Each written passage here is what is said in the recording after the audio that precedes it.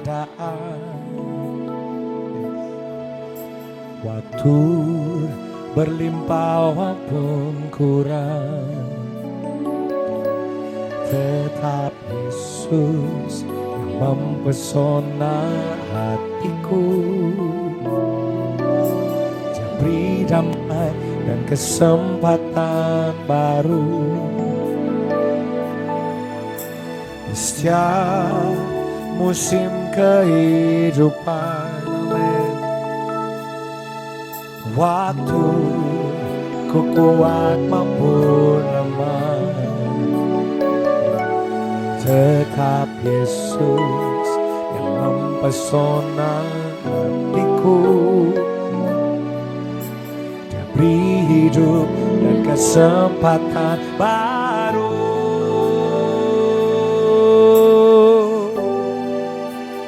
Sekali Yesus, selamanya Yesus.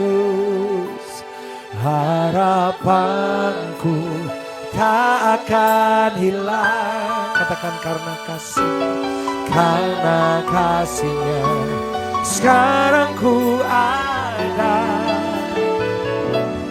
Oh Yesusku, ku cinta Kau selamanya.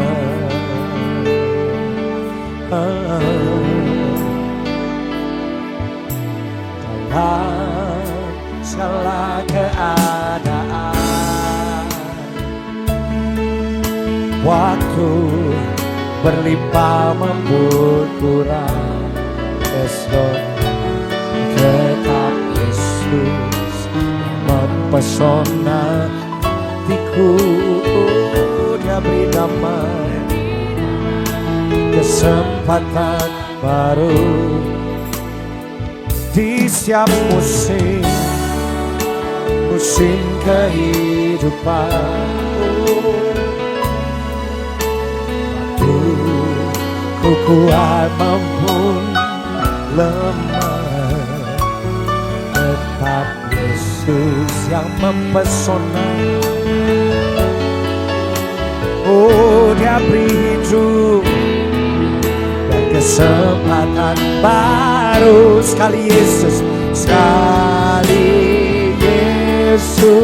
selamanya Yesus. Harapanku tak akan hilang, karena kasih sekarang ku ada. Oh Yesus, ku cinta Kau selamanya. Sekali Yesus, selamanya Yesus. Harapanku tak akan hilang, karena kasih-Nya padaku ada. Oh Yesusku, ku cinta Kau selamanya. Dengan lembut katakan, sekali Yesus, selamanya. Amin. Harapanku tak akan hilang, karena kasih-Nya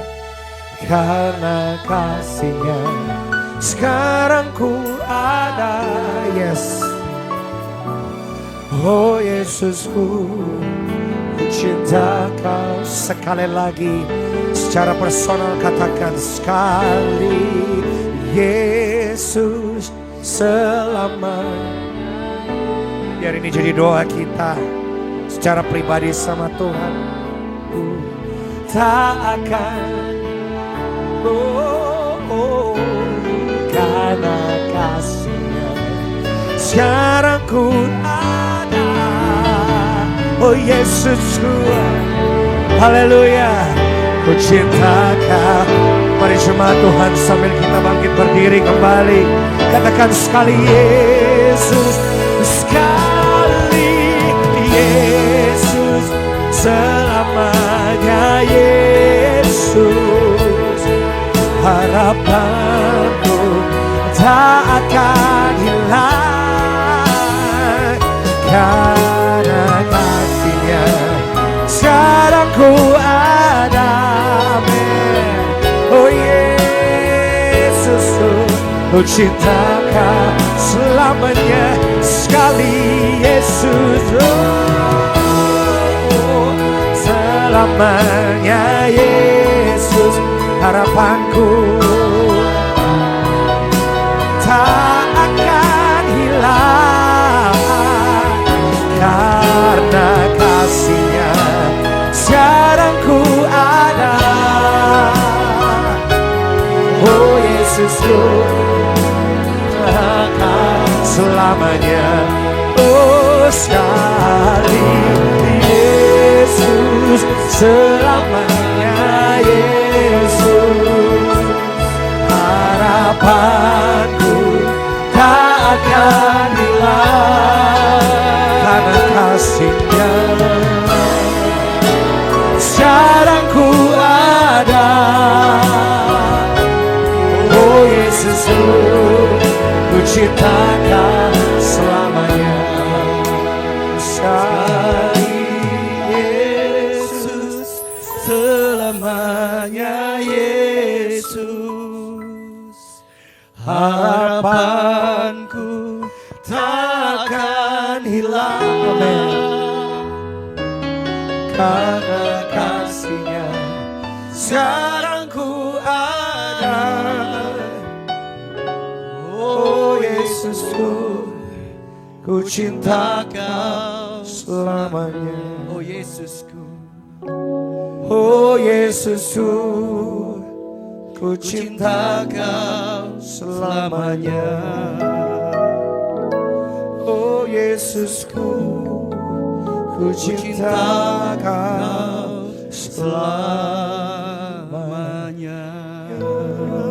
berfirmanlah Abah, berfirmanlah, sebab kami anak-anak-Mu butuh firman-Mu. Kami butuh kekuatan yang baru, api yang baru Tuhan, untuk kami menghadapi hari-hari kami Tuhan. Sebab kami tahu hari-hari di dunia ini tidak semakin baik, tetapi di dalam Kristus Yesus kami cakap melakukan segala sesuatu Tuhan. Karena itu Tuhan, kami buka hati kami yang terbaik, pikiran kami yang terbaik, untuk duduk diam, mendengarkan firman-Mu. Puaskan kami Bapa, dan semua kemuliaan, hormat, pujian kami kembalikan hanya di dalam nama Yesus. Haleluya, kami sambut firman-Mu. Amin. Terima kasih.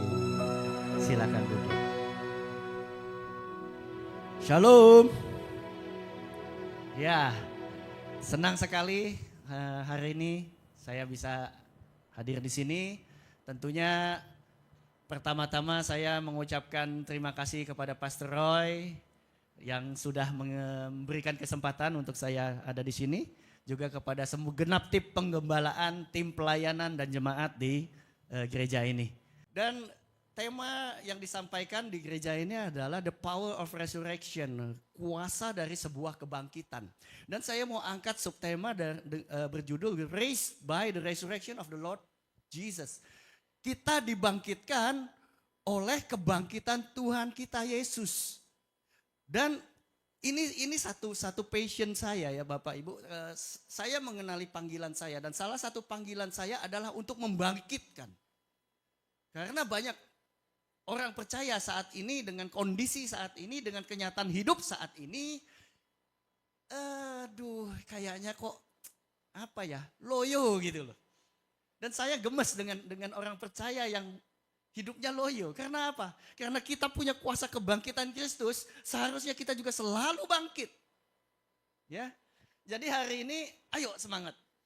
Semangat. Karena apa? Karena rancangan untuk kita orang percaya ini selalu bisa bangkit itu bukan dibikin belakangan.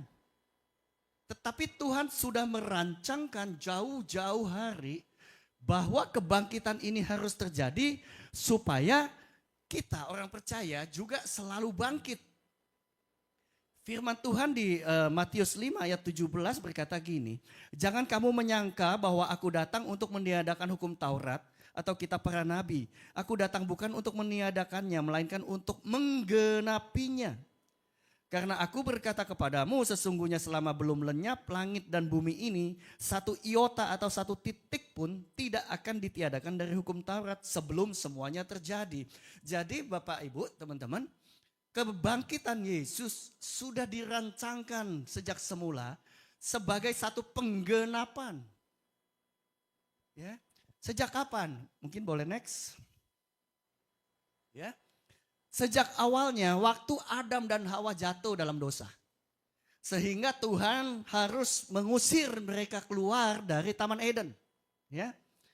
Di ayat 24 Kejadian pasal 3, ia menghalau manusia itu dan di sebelah timur Taman Eden ditempatkannya lah beberapa kerub dengan pedang yang menyala-nyala dan menyambar-nyambar untuk menjaga jalan ke pohon kehidupan. Nah, seringkali kita berpikir karena Adam dan Hawa jatuh dalam dosa, hukumannya adalah mereka dijauhkan, jangan sampai mereka makan pohon kehidupan supaya mereka tidak hidup kekal. Tetapi teman-teman Bapak Ibu sadarilah bahwa sebenarnya ini bukan penghukuman, tapi segala sesuatu yang Tuhan rancang dari semula itu dirancang oleh kasih Tuhan sama kita. Kita harus pegang satu hal dulu, bahwa kita selalu disayangi, dikasihi Tuhan sejak awal. Kenapa Adam Hawa harus keluar dan Tuhan menjaga jangan sampai mereka makan pohon kehidupan? Karena kalau mereka makan pohon kehidupan, di saat mereka sedang di dalam dosa, di dalam satu kejahatan yang mereka lakukan, mereka akan kekal di dalam kejahatannya. Mereka akan kekal di dalam dosanya sehingga mereka tidak bisa lagi memperoleh keselamatan. Sehingga Tuhan harus mengusir mereka keluar supaya mereka tidak kekal dalam kesalahan, tetapi punya kesempatan untuk memperoleh kembali kehidupan mereka. Dan Tuhan bukan membenci, bukan marah sama Adam dan Hawa. Ada ayat yang selalu kalau saya baca itu rasanya paling menghangatkan hati saya. Itu di Kejadian 3 ayat 21. Dikatakan waktu Adam dan Hawa diusir keluar, tangan Tuhan sendiri membuatkan baju buat mereka. Tangan Tuhan sendiri memakaikan jubah. Orang kalau lagi marah atau lagi kecewa atau lagi benci, nggak mungkin memikirkan memberikan sesuatu sama yang melakukan kesalahan. Tetapi waktu Adam dan Hawa keluar dari Taman Eden, Tuhan membuatkan jubah. Tangan Tuhan sendiri yang menciptakan langit, bumi dan segala isinya. Membuatkan pakaian buat Adam dan Hawa. Artinya sekalipun mereka sedang jatuh dalam dosa, Tuhan cintanya nggak pernah kurang. Begitu juga sama kita. Jadi rancangan ini ternyata sudah dimulai.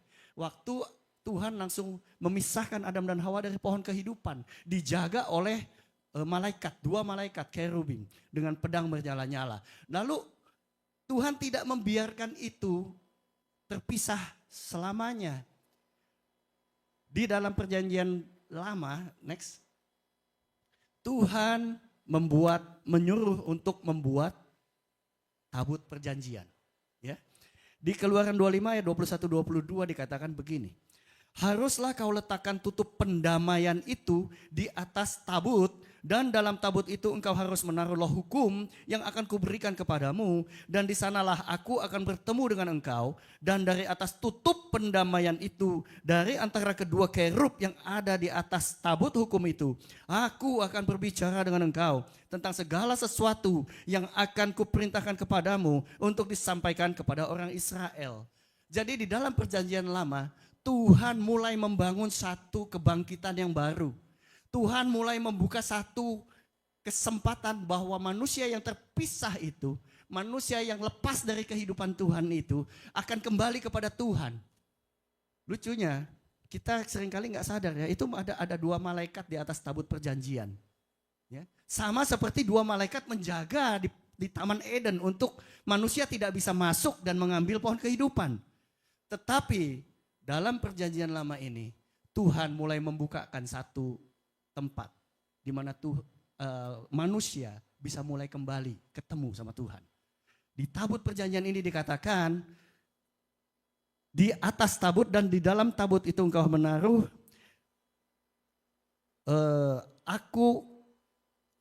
di antara kedua kerup yang di atas tabut itu, aku akan berbicara dengan engkau. Jadi di antara dua malaikat itu di atas tutup tabut itu Tuhan nyatakan sebagai satu singgasananya Tuhan, tahtanya Tuhan, di mana dia akan duduk di sana dan manusia bisa datang, imam bisa datang ketemu dengan dia di tempat Maha Kudus.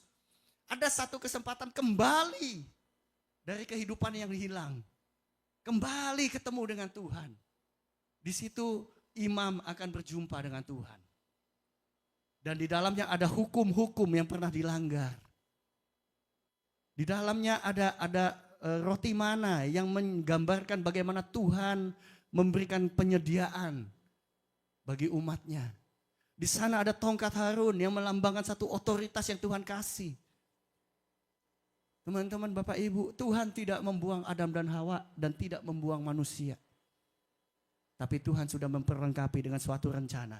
Walaupun kita jatuh, ada tempat di mana kita bisa kembali.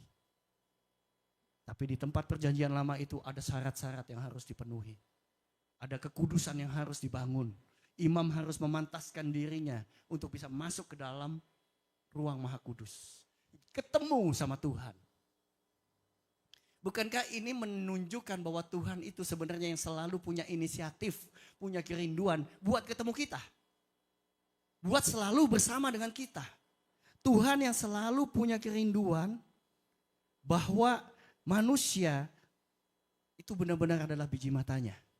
Termasuk kita, Bapak Ibu. Nah, next. Dan puncaknya adalah peristiwa di mana Yesus disalibkan. Di situ ada di akhir-akhir kehidupannya, Yesus berkata, aku haus. Lalu diberikan anggur asam dengan batang hisop, tanaman hisop. Di sini menggambarkan bahwa perencanaan Tuhan sejak dulu, Tuhan itu detil. Tuhan itu luar biasa. Banyak orang kadang-kadang ngomong gini, itu kan perjanjian lama. Ya, kita suka misah-misahin tuh, itu kan perjanjian lama. Ini perjanjian baru mah udah nggak berlaku lagi. Tetapi ternyata di dalam perjanjian lama inilah tadi firman Tuhan katakan bahwa Tuhan Yesus menggenapi setiap apa yang tertulis. Jadi tidak dihilangkan, itu digenapi oleh Tuhan Yesus. Kalau kita lihat di Yohanes 19 ayat 28-29 itu menggambarkan bahwa batang hisop itu, tanaman itu yang dipakai untuk memberikan minum kepada Yesus waktu di kayu salib adalah hisop yang sama, jenis yang sama pada waktu Tuhan mengajarkan bangsanya untuk luput dari tulah. Untuk menandai pintunya dengan darah, dengan hisop. Jadi ada satu keterkaitan antara apa yang sudah diungkapkan di perjanjian lama yang digenapi oleh Tuhan Yesus secara penuh. Di situ ada dikatakan taruh di atas batang pintu dan di kiri kanannya. Bukankah sekarang teman-teman kita juga masih bikin tanda seperti ini kan? Melambangkan salib. Itulah yang sedang digenapi oleh Tuhan Yesus di atas kayu salib. Dan pada waktu penyaliban terjadi, Tuhan Yesus berkata, sudah selesai dan menyerahkan nyawanya pada pukul 3 sore. Pukul 3 sore adalah waktu yang sama pada waktu hari raya pengorbanan Paskah, di mana bangsa Yahudi biasanya memulai hari pengorbanan itu pukul 9 pagi saat Yesus disalibkan. Lalu jam 12 siang sampai jam 3 terjadi gelap. Dan jam 3 sore adalah puncak dari pengorbanan domba-domba oleh bangsa Yahudi. Dan di situ juga Yesus menyerahkan nyawanya. Yesus tidak bisa diambil nyawanya, tetapi dia menyerahkan nyawanya sebagai penggenapan penebusan kita. Luar biasa Bapak Ibu. Kalau kita baca di Mazmur pasal 22, itu juga menggambarkan tentang penyaliban Yesus. Mazmur pasal 22 dimulainya dengan Bapakku, Bapakku, Allahku, Allahku, mengapa engkau meninggalkan aku? Jadi apa yang Tuhan Yesus lakukan di atas kayu salib, semuanya sebetulnya menggambarkan penggenapan. Bapakku, Bapakku, mengapa kau tinggalkan aku? Itu adalah seruan yang sudah ada. Tetapi apakah betul waktu itu Bapak meninggalkan Tuhan Yesus? Setelah Yesus mati di kayu salib, yang terjadi adalah tirai bait suci tersobek dari atas sampai bawah. Tirai bait suci yang biasanya untuk masuk ke sana imam harus menguduskan dirinya, harus mempersiapkan segala sesuatu dengan sempurna supaya bisa masuk ke ruang Maha Kudus, tersobek. Menandakan ruang Maha Kudus sekarang dibuka untuk kita kembali ketemu dengan Sang Kehidupan.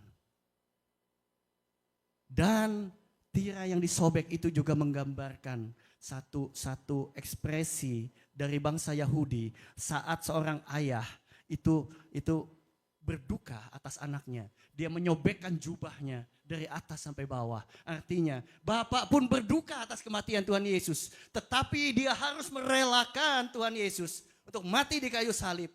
Supaya kita yang sangat disayanginya mendapatkan kebangkitan. Itu pilihan Bapak. Siapa bilang Bapak meninggalkan Yesus? Hatinya sakit melihat anaknya disiksa, dibunuh. Tetapi Tuhan memutuskan bahwa kita harus bangkit karena kebangkitan Yesus. Next. Jadi waktu dua malaikat menjaga pintu Taman Eden, manusia tidak bisa ketemu dengan pohon kehidupan. Waktu malaikat menjaga tabut perjanjian, disitulah ada waktunya di mana manusia bisa berjumpa dengan Allah. Dan berikutnya di kuburan, di tempat Yesus dimakamkan, Yohanes 20 ayat 11-12 berkata, tetapi Maria berdiri dekat kubur itu dan menangis. Sambil menangis ia menjenguk ke dalam kubur itu. Tampak olehnya dua orang malaikat berpakaian putih, yang seorang duduk di sebelah kepala, yang lain di sebelah kaki, di tempat mayat Yesus terbaring. Lagi-lagi dua malaikat di ujung dan di ujung. Dan kali ini mereka mengatakan, yang kamu cari sudah bangkit. Pohon kehidupan sudah kembali dibuka. Kita pernah mati, kita pernah gagal, kita pernah hancur. Kita berasa kita gak bisa ketemu Tuhan. Lalu Tuhan berinisiatif membuka satu jalan supaya kita ketemu dengan Dia. Tapi itu pun manusia masih gak mampu. Akhirnya pohon kehidupan itu harus datang sama kita. Next. Ya, pohon kehidupan yang pernah ada di Taman Eden. Kini pohon kehidupannya adalah Sang Firman. Karena bangsa Yahudi seringkali menyebutkan firman Tuhan itu sebagai pohon kehidupan. Yaitu Yesus. Yesus sendiri akhirnya yang diberikan. Kehidupan itu dikembalikan sama kita. Waktu kita menerima Dia sebagai Tuhan dan Juru Selamat. Waktu kita menerima Dia sebagai anaknya. Waktu kita diterima sebagai anaknya. Saat itulah sebetulnya kita sudah menerima pohon kehidupan yang pernah kita tinggalkan di Taman Eden. Dan itu sebabnya alasannya kenapa kita tidak boleh menyerah dalam kehidupan kita. Karena kita sudah diberikan pohon kehidupan. Satu modal kemenangan yang tidak bisa ditawar. Satu kekuatan yang dahsyat yang Tuhan berikan bagi kita. Next. Masalahnya seringkali dalam kehidupan kita, kita juga merasa bangkit bagaimana ya. Ini jatuh bangun juga. Hidup saya nggak makin baik nih. Udah bertahun-tahun ikut Tuhan. Hidup saya malah berantakan. Karena itu adalah suatu proses. Dan seringkali di dalam proses itu kita seperti benih di Matius 13 ayat 5-6. Sebagian jatuh di tanah berbatu-batu, tidak banyak tanahnya. lalu benih itu pun segera tumbuh karena tanahnya tipis. Tetapi sesudah matahari terbit, layulah ia dan ia menjadi kering karena tidak berakar. Seringkali teman-teman, Bapak Ibu, pada waktu kita datang kepada Tuhan Yesus, kita berpikir bahwa kita sudah tertanam dengan baik, kita ingin sesuatu yang instan. Kita ingin melihat bukti bahwa hidup kita cepat sekali ada perubahan. Waktu kenyataan tidak seperti itu, kita kecewa. Kita kecewa. Kita seringkali merasa saya udah pelayanan. Saya udah ngerti firman, saya bahkan mungkin sudah punya sekolah teologi, sudah belajar di sekolah teologi. Mungkin saya sudah ke sana ke sini, tetapi kenapa hidup saya sepertinya kok tidak ada buahnya?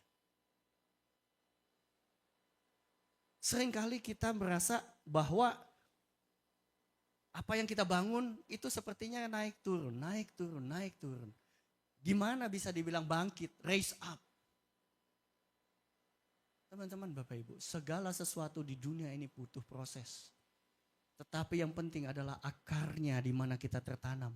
Seringkali kita terlalu cepat mau Tuhan angkat. Dan kita menilai diri kita sudah layak, tapi Tuhan bilang belum. Masih ada yang harus kamu bereskan. Bukan intensitas pelayananmu. Bukan kehebatan pelayananmu. Tetapi apakah Kristus semakin kelihatan dalam hidupmu? Apakah orang di sekitarmu bisa melihat Yesus dari hidupmu? Karena yang bangkit itu Tuhan Yesus. Kamu boleh pelayanan hebat. Kamu boleh aktivitas rohani yang luar biasa seminggu 7 kali. Tetapi kalau orang sekitarmu nggak bisa menemukan Yesus dari hidupmu, dari perkataanmu, dari tindakanmu, dari perilakumu, kamu belum memperoleh kebangkitan yang Tuhan berikan sama kita.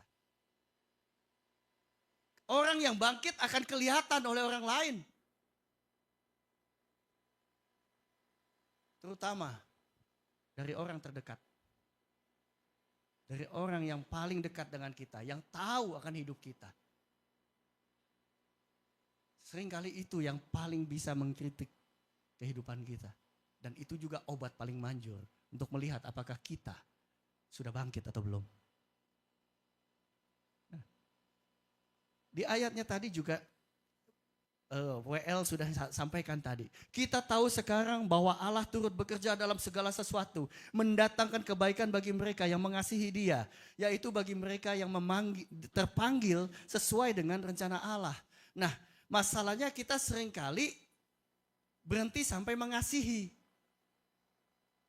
Cuma berhenti sampai, oh ya Tuhan mendatangkan kebaikan. Turut bekerja dalam segala hal bagi mereka yang mengasihi Dia. Yes, saya percaya. Orang yang datang ibadah pasti kalau ditanya mengasihi Tuhan enggak? Pasti mengasihi Tuhan. Pasti mengasihi Tuhan. Tetapi bukan cuma sampai mengasihi karena Tuhan katakan yang mengasihi aku akan mengikuti perintahku. Yang mengasihi aku akan menunjukkan di dalam ketaatannya. Dan yang terpanggil. Apakah kita sedang berjalan dalam panggilan kita? Karena ayatnya berkata begini, Allah turut bekerja dalam segala hal. Artinya, kalau Allah turut bekerja, siapa yang kerja duluan? Allah atau kita? Kalau Allah turut bekerja, artinya Allah ikut bekerja, berarti Tuhan akan turut bekerja saat kita sedang mengerjakan. Seringkali karena kita jatuh, kita gagal, kita merasa tidak ada pertumbuhan, kita berhenti. Kita berhenti, nggak ada lagi lah pelayanan-pelayanan, nggak ada lagi lah gereja-gerejaan. Udahlah capek aku. Tetapi saat kita berhenti, artinya kita sedang juga menghentikan Tuhan untuk turut bekerja. Jadi kalau Tuhan turut bekerja, artinya jangan berhenti mengerjakan panggilanmu. Apa yang kamu harus temukan panggilanmu. Gimana caranya Pak? Saya nggak ngerti panggilan saya. Ya terlibat dulu dong dengan gereja, dengan komsel, dengan kegiatan. Di situ kan kita bisa saling memberitahu. Kan kita nggak akan pernah tahu bagaimana cara Tuhan mengembangkan kita. Saya di sini dikenalnya sebagai penerjemah, ya. Padahal saya tidak pernah sekolah di luar. Saya cuma kursus bahasa Inggris itu waktu SMA. Ya, kursus bahasa Inggris karena kepepet, ya, karena SMA harus bisa bahasa Inggris. Saya nggak pernah tahu bahwa itu dimulai dari bagaimana ada satu pertemuan nggak sengaja. Hamba Tuhan yang pertama yang saya terjemahkan itu bukan di gereja, Bapak Ibu. Hamba Tuhan itu ketemu istri saya di warung soto di pasar. Tiba-tiba hamba Tuhan itu ngomong sama istri saya rasa suami kamu ini melayani Tuhan, saya harus ketemu sama dia. Saya waktu itu nggak ada di situ. Jadi kami cuma sempat terhubung telepon sebentar. Baru kunjungan berikutnya, waktu beliau datang lagi, baru saya ketemu sama dia. Terjemahinnya di mana? Di Komsel. Yang kalau salah ya harap maklum gitu kan. Dari situ Tuhan kembangkan, bertemu dengan hamba-hamba Tuhan lain yang bisa-bisanya waktu suatu KKR, ada KKR di gedung di Jakarta Barat dekat dengan kantor saya, tiba-tiba penerjemahnya cancel, batal. Panitianya panik, lalu tiba-tiba ada teman saya, si Chris pernah nerjemahin tuh, kita minta dia. Pak Chris tolong ya, bantu terjemahin. Iya, saya bilang, ya bantu mau aja saya, cuma ya harap maklum segini-gininya gitu ya. Dan di situ dimulai, saya ketemu dengan seorang hamba Tuhan besar di KKR-nya dia yang harus saya terjemahin. Oh Bapak Ibu, keringatnya gede-gede begini, grogi. Bahasa Inggris saya terbatas Bapak Ibu. Tetapi modal saya sejak dahulu, sejak Tuhan mulai membawa saya dalam pembentukan kehidupan, kegagalan. Tuhan, kalau Tuhan suruh saya akan maju. Hasilnya apa? Terserah Tuhan. Itu aja Bapak Ibu. Kesempatan demi kesempatan Tuhan Bu. Tetapi perjuangan tentunya gak mudah Bapak Ibu. Pematangan itu gak mudah. Seperti saya bilang tadi. Benih itu harus berakar. Harus Tuhan lihat kualitas akarnya apakah kuat untuk tumbuh ke atas. Saya adalah orang yang paling dikhawatirkan di dalam keluarga saya. Kehidupan saya nggak baik-baik saja. Kegagalan itu sepertinya kok bertubi-tubi jatuhnya ke saya terus. Dibandingkan keluarga yang lain. Kok kayaknya mereka baik-baik saja, kok saya lagi. Yang ketipu lah. Yang sakit penyakit lah, kematian lah, dan lain-lain. Kok ke saya mulu? Mana hidup saya nggak benar. Anak yang dulu sukanya pulang balapan sama ayam bekokok. Tetapi Bapak Ibu, kita nggak bisa terus-terusan begitu. Pilihlah, apakah kamu mau bangkit? Apakah kamu mau tetap terpuruk dengan hidupmu? Jatuh bangun itu biasa. Karena kita memang harus berjuang. Bangkit. Belajar dari kejatuhan kita. Next. Karena apa Bapak Ibu? Siapa bilang orang benar sudah di dalam Tuhan, sudah melayani Tuhan tidak bisa jatuh? Firman Tuhan katakan di Amsal 24 ayat 16. Sebab 7 kali orang benar jatuh, namun ia bangun kembali. Tetapi orang fasik roboh oleh malapetaka. Artinya orang benar jatuh, bahkan bisa jatuh lebih banyak daripada orang fasik. Orang benar jatuh 7 kali. Di situ nggak disebut orang fasik jatuh berapa kali. Tetapi orang fasik roboh oleh malapetaka.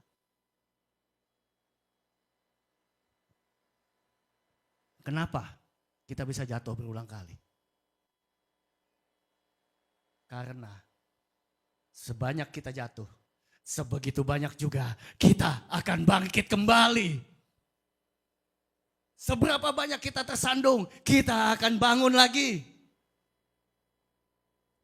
Tetapi orang fasik, waktu mereka terbentur dalam malapetaka, mereka jatuh.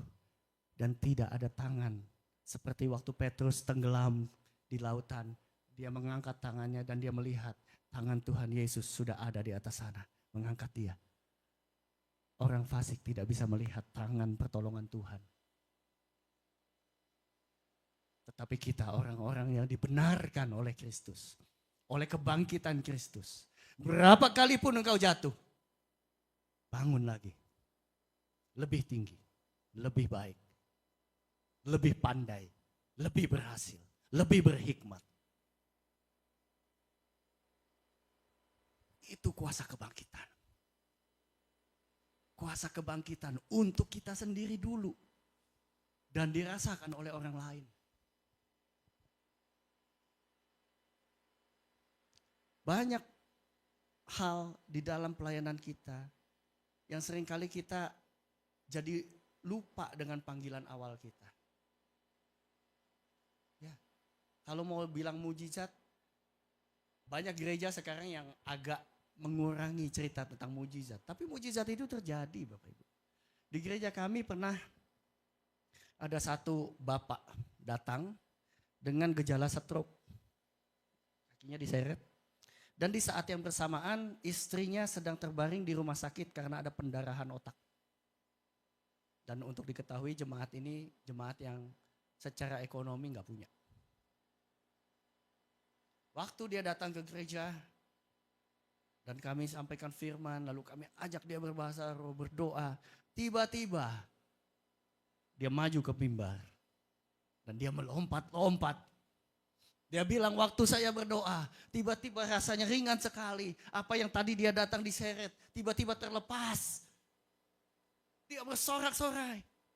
Tetapi bukan itu saja Bapak Ibu. Saat yang sama katanya, anaknya yang jaga istrinya di rumah sakit, WhatsApp dia. Istrinya sudah beberapa hari mati otak, tidak bisa bergerak sama sekali. Tiba-tiba anaknya bilang, barusan tangan mama mulai bergerak. Dan 2-3 hari setelah itu istrinya diperbolehkan rawat di rumah. Sudah sadar dan kami kunjungi. Mujizat masih ada. Masalahnya makin jarang orang bisa melihat mujizat. Kenapa? Karena kuasa kebangkitan itu tidak kita bawa setiap hari. Kita mengharapkan pertolongan orang lain, kita mengharapkan hamba Tuhan datang mendoakan. Tetapi apakah setiap hari kita sirami benih kebangkitan yang Tuhan sudah kasih saat kita bilang, Tuhan aku percaya kepadamu, aku menerima engkau sebagai Tuhan dan Juru Selamat atas hidupku. Aku mau dibaptis Tuhan sebagai tanda hidupku yang lama sudah mati dan aku bangkit.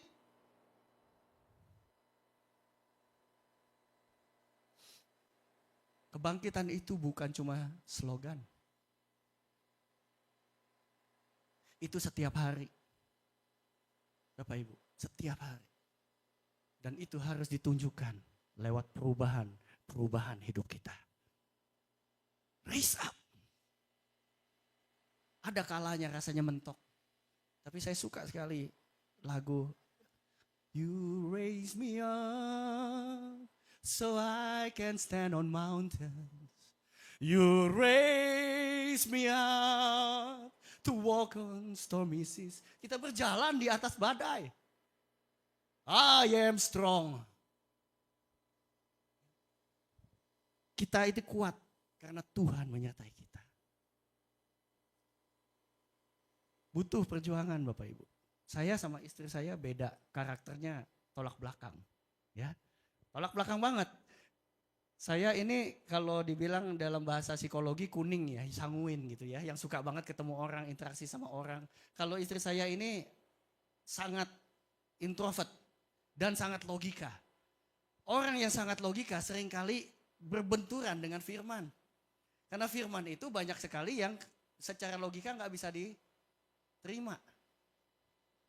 Jadi Bapak Ibu, 7 tahun pertama saya pelayanan berkhotbah, istri saya menemani saya, tapi di mobil. Dia nggak ikut turun. Saya berkhotbah di dalam, dia tunggu saya di mobil. Habis itu kita jalan cari makan, gitu ya. Kenapa? Dia belum melihat kuasa kebangkitan itu di dalam kehidupan kami. Banyak hal yang sedang kami perjuangkan bersama. Banyak hal yang sedang kami coba untuk bangun di dalam keluarga. Tetapi pelan-pelan, satu demi satu, kita bangkit.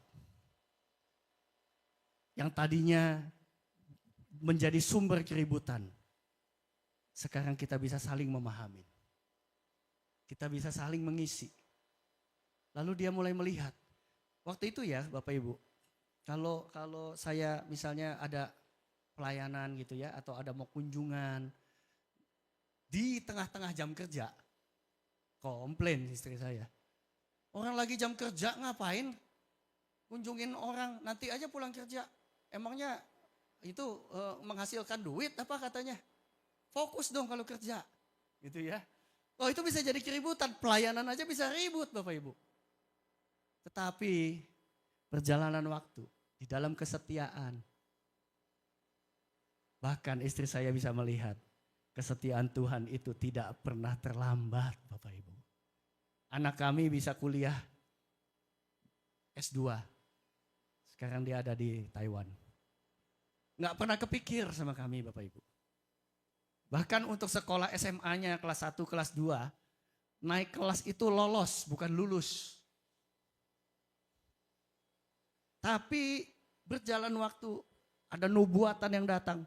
Jangan khawatir, putrimu akan sekolah di sekolah yang akan lebih tinggi lagi. Nggak kepikir Bapak Ibu. Tapi hari ini itu terjadi. Jadi apakah yang sedang Bapak Ibu pikirkan hari ini? Keterbatasan apakah? Kemustahilan apakah? Yang kayaknya masalah dalam Bapak Ibu yang sedang Bapak Ibu perjuangkan hari ini. Yang kayaknya, udahlah mendingan gua gak pikirin lagi, kayaknya gak ada jalan keluar. Raise up. Datang lagi sama Tuhan. Dulu Tuhan membuat tabut perjanjian supaya kita bisa jumpa dengan Dia. Tapi sekarang pohon kehidupan itu datang sama kita. Di dalam kita. Bersama kita. Tidak pernah meninggalkan kita. Ayo semangat dengan panggilan kita. Panggilan kita ada di dalam rumah tangga kita. Panggilan kita ada di dalam pekerjaan kita. Panggilan kita ada di dalam pelayanan kita. Panggilan kita ada di dalam keluarga besar kita. Panggilan kita ada dimanapun Tuhan tempatkan kita saat ini. Itulah panggilan kita. Bukan cuma di mimbar. Bukan cuma pelayanan gereja. Tapi dimanapun Tuhan tempatkan engkau. Disitulah panggilanmu sedang Tuhan lihat. Sedang Tuhan perlengkapi, sedang Tuhan cukupkan. Supaya dimanapun kamu berada, kebangkitanmu menjadi saksi bagi kemuliaan Tuhan.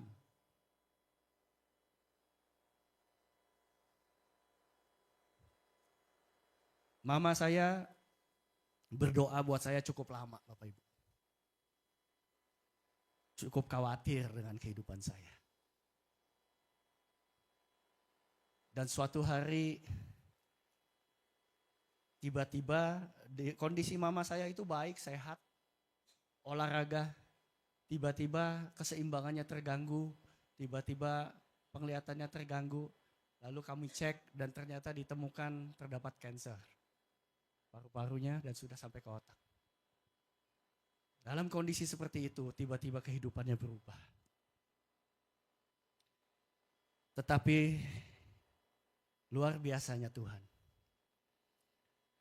Taburan doanya, mama saya hampir nggak pernah namanya marah-marah, maki-maki, nasehatin dengan keras kepada saya tuh jarang sekali. Dia cuma bawa dalam doa. Tanpa dia ketahuin sudah ada satu proses dalam kehidupan saya yang sedang berjalan. Dan saya mulai dipercayai untuk dijorokin pelayanan ke sana sini. Saat-saat terakhir sebelum mama saya tidak bisa lagi keluar dari kamar rumah sakit. Saat-saat terakhir dia masih bisa keluar dengan kursi roda. Dia menghadiri satu ibadah lansia, usia emas. Dan oleh kebaikan Tuhan, saya dipercaya berkhotbah di depan dia.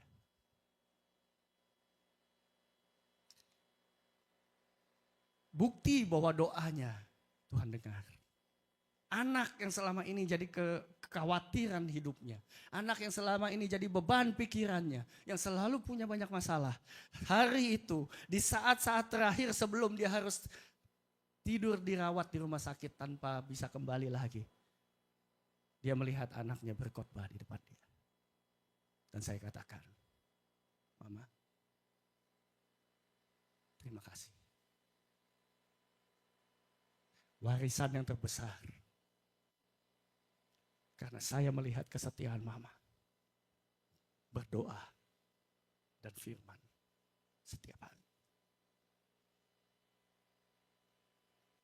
Warisan terbesar saya adalah warisan imannya Mama saya terhadap Kristus.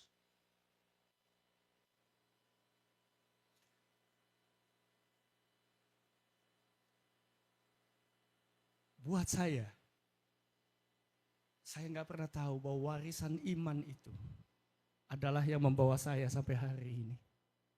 Bukan cuma lewat dari masalah, tapi Tuhan mengangkat, mencukupkan, mempercayakan lebih lagi dalam segala hal dalam hidup saya. Bapak Ibu, bangkit, wariskan imanmu kepada sekelilingmu. Sebab cuma Tuhan yang punya jawaban. Jangan puas dengan keadaan sekarang. Belajar lebih lagi. Tuhan tidak mau kita cuma segini-gini aja Bapak Ibu. Tidak mau. Saya nggak pernah berpikir bahwa saya sekarang punya bisnis. Berkali-kali waktu muda saya coba bisnis, gagal terus. Nggak punya keberanian. Tetapi waktu saya bersama Tuhan, Tuhan singkapkan satu demi satu. Hari ini, usaha saya masih bertahan sampai hari ini. Melewati COVID dan lain-lain. Saat begitu banyak yang jatuh, saya bisa lewatin. Cuma karena saya percaya Yesus bangkit buat saya, bukan untuk saya jadi biasa-biasa saja. Yesus bangkit buat saya, bukan cuma saya segini-gini saja. Tetapi Yesus bangkit buat saya, supaya saya juga bangkit dari kehidupan saya. Membangkitkan lebih banyak orang lagi. Membangkitkan kehidupan dan iman setiap orang. Masih ada harapan di dalam Yesus. Apapun masalahmu, penyakitmu, segala pertengkaran, perpecahan yang sedang terjadi. Masih ada harapan, sebab Yesus sudah bangkit. Dan Yesus sang pohon kehidupan ada di dalam kita. Bangkit. Tidak ada yang mustahil buat Tuhan. Tidak terpikir oleh kami. Hal-hal kebaikan Tuhan sampai sekecil-kecilnya dari kehidupan kita. Sampai sekecil-kecilnya Tuhan tahu, Tuhan peduli. Yuk Bapak Ibu.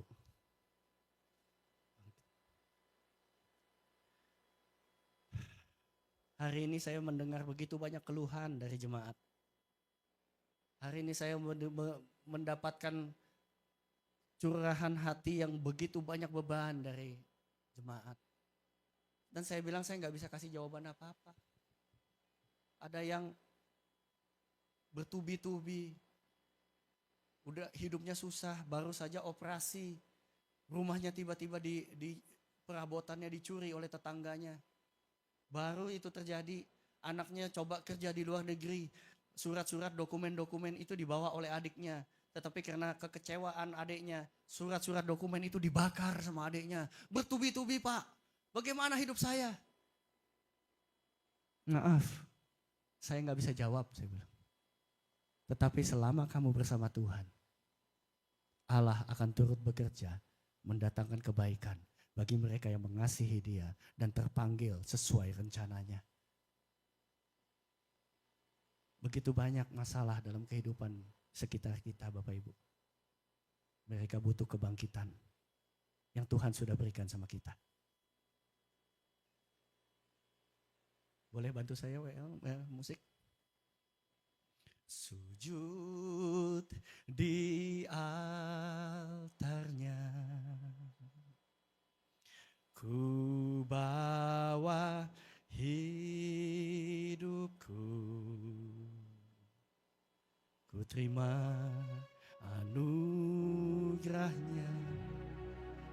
ampuniku dan bebaskanku. Ubah hidupku, barui hatiku, sesuatu terjadi saat. Mari Bapak Ibu saat ini datang ke altar Tuhan. Bawa segala beban masalah dan kekecewaanmu. Sujud di altarnya. Sujud di altarnya. Yes Lord. Ku bawa hidupku, ku terima anugerahnya, ya ampuniku dan bebaskanku, ya ubah hidupku. Amin, amin, amin. Barui hatiku, sesuatu terjadi saat akan di akarnya. Tuhan tidak pernah kerja separuh-separuh Bapak Ibu. Amin. Mungkin saat ini engkau sedang memiliki beban terhadap pasanganmu. Izinkan saya bersaksi bahwa waktu Tuhan bekerja atas hidup kita, waktu Tuhan setia, dengan setia membukakan peluang-peluang untuk kita bekerja sesuai panggilan kita. Lakukan dengan ketaatan dan kesetiaan. Hari ini Tuhan tidak akan membiarkan pasangan kita itu menjadi pasangan yang tidak sepadan. Tuhan akan mengerjakan sesuatu bagi pasangan kita. Hari ini saya berbangga hati melihat pekerjaan Tuhan atas pasangan saya. Bagaimana Tuhan secara pribadi mempersiapkan dia menjadi seorang penolong, menjadi orang yang dibangkitkan imannya, menjadi orang yang begitu lapar akan firman Tuhan setiap hari. Dari mana? Karena ada kuasa kebangkitan yang kita kerjakan setiap hari. Menunjukkan bahwa karya Tuhan itu sanggup mengubahkan apapun. Saat ini saya dan istri menikmati pelayanan bersama, menikmati berjalan bersama, usaha bersama. Dan di dalam setiap perjalanan kami melihat jejak-jejak kebaikan Tuhan menolong, membuka pintu, meluputkan, menaikkan kami lebih dari yang pada kami bisa pikirkan. Bapak Ibu, kuasa kebangkitan itu terbuka bagi kita semua yang mengasihi dan terpanggil taat dan setia. Buang keputusasaanmu hari ini. Buang kekecewaanmu. Dan buang juga kalau kamu berkata, oh saya nggak bisa. Saya nggak mampu seperti dia. Biar dia yang melakukan pelayanan ini, pelayanan itu. Saya di belakang aja. Tidak Bapak Ibu. Setiap kita sudah diperlengkapi untuk melakukan perbuatan baik. Cari panggilanmu. Kerjakan dengan setia. Percayalah kita punya Tuhan yang tidak pernah gagal memberikan upah terbaik untuk anak-anaknya. Amin. Perkataan-perkataan pesimis daripadamu batalkan hari ini. Engkau mampu, engkau cakap melakukan segala sesuatu. Sebab kita punya Tuhan yang luar biasa. Mari datang sama Tuhan. Sujud di altarnya. Ku bawa hidupku, ku terima anugerahnya, ya ampuniku dan bebaskanku. Oh, ya ubah hidupku, barui hatiku. Amin. Sesuatu terjadi saat akan di akarnya. Ya Tuhan, sungguh kami percaya sesuatu terjadi. Oh, terima kasih Yesusku, Tuhan anugerah yang kau beri. Sebab hari ini Tuhan adakan syukur bagimu. Sebab hari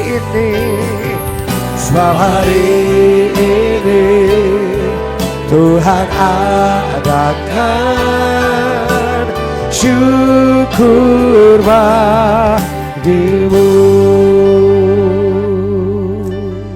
Bapak, terima kasih Tuhan untuk hari yang luar biasa ini Tuhan. Sebelum kami mengakhiri Tuhan ibadah ini Tuhan, biarlah Tuhan Engkau lihat pelayan-pelayan-Mu di tempat ini. Berikan mereka Tuhan kuasa kebangkitan-Mu lebih lagi. Di dalam setiap pelayanan mereka dan kehidupan mereka, kuasa Tuhan akan dinyatakan. Ada satu musim upgrade yang akan kau hadapi. Upgrade dirimu sebab Tuhan akan mengupgrade kehidupanmu. Tetapi satu hal, tanamkan bahwa engkau punya satu misi. Engkau punya satu panggilan yang harus engkau tuntaskan bersama dengan Tuhan. Jangan takut apapun kata orang. Sebab pada waktu engkau berjalan di dalam iman bersama dengan aku, kata Tuhan, maka upgrade itu akan menjadi satu jalan yang akan mengubahkan kehidupan yang selama ini. Percayalah dan bertindaklah sebab aku ada bersama dengan engkau. Bapak, terima kasih Tuhan untuk ibadah hari ini Tuhan. Biarlah Tuhan kami akan pulang. Kami angkat tangan kami menerima berkat yang terbaik dari Allah Bapa yang telah dinyatakan lewat anaknya yang tunggal Tuhan Yesus Kristus. Dan biarlah Tuhan setiap firman, setiap kebangkitan yang telah diberikan, disertai oleh Roh Kudus, ajar kami untuk peka, untuk mendengarkan pimpinan Roh Kudus, memampukan kami menjadi pelaku-pelaku firman yang taat, sehingga nama Tuhan dimuliakan dan perkenanan Tuhan boleh menyertai setiap perjalanan anak-anak-Mu di tempat ini. Kami akan pulang membawa berkat-Mu, kasih-Mu, kesetiaan-Mu, dan menjadi berkat bagi banyak orang. Semua yang sudah terima berkat terbaik dari Tuhan kita, sama-sama katakan amin. Tuhan berkati.